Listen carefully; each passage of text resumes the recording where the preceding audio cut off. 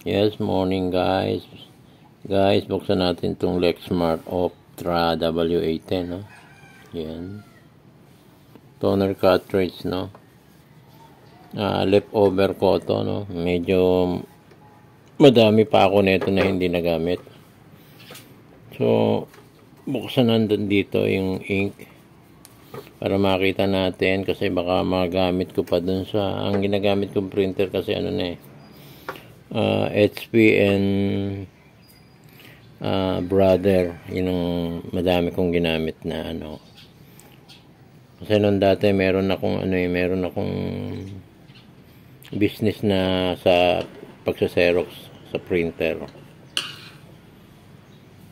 So, try natin kunin itong ink nito para magamit dun sa kabilang kung sakaling gagana sa Brother and HP. Pag-asa ko gumana sa Brother, ang HP masailan kuha tayong lalagyan guys. Nabalikan ko kayo guys pag sinasalin ko para hindi na tayo magdumi dito. So guys, eto empty na siya, hindi ko na inano yung para hindi magkalat. So empty na siya para umano siya dito. Sikwatin lang ng screwdriver, mahirap pihitin na ganun angat na lang ng screwdriver. So guys, pakita ko sa inyo kung gaano kadami yung ink na nakuha ko na. Okay, ko muna ng temporary yan.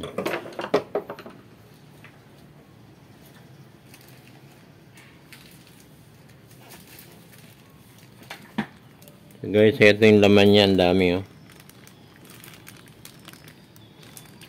tatapon to Pag na hindi mamapis sila bumubulwak ilalak muna natin siya punong-puno.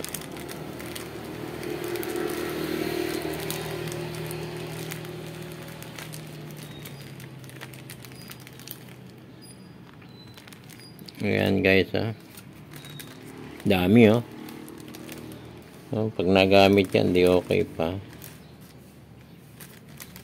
Susunod meron pa akong Lexmark na color, bubuksan natin maya yun pagkatapos na yun. So try i-inform ko kayo pag nagamit ko sa ibang unit Okay guys, sinasabi siya konting lang na nagkakalat na ng ink ito mas maganda salamin ang ginamit ko. Salamin kasi madaling linisin